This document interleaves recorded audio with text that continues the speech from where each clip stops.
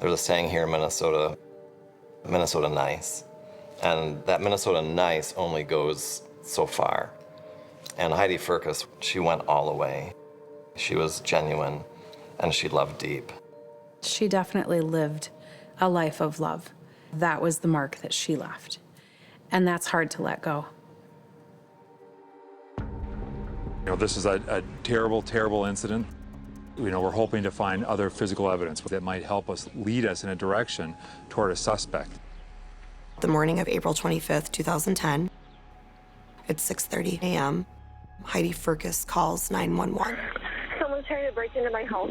She tells the State Patrol dispatcher that someone is trying to break into her house, and she's trying to give her address. 1794 Minnehaha Avenue. While she's on the phone, you can hear a loud noise, and the phone goes dead.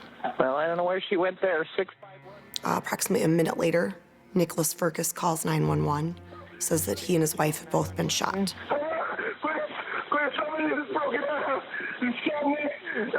Okay, are you in St. Paul, sir? St. Paul fire paramedics took Nick out to the ambulance and transported him to Regions Hospital. He had been shot in the leg. Heidi was struck in the back as she was trying to flee towards the kitchen. It was a shotgun blast that killed her right away. The shotgun was laying inside the front door area. There's a little foyer. Nick gave a brief story. He heard somebody fiddling around with the door, and that he then armed himself with a shotgun, and that Nick and the intruder struggled over the shotgun. The responding officers went up and down the block, tried to talk to neighbors.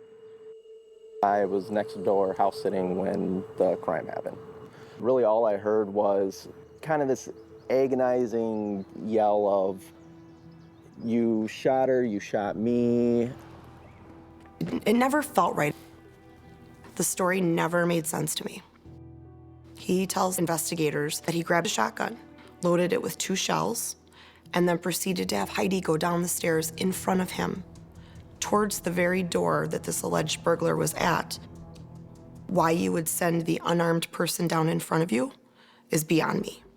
To me, there were only 2 people in that house when Heidi was killed.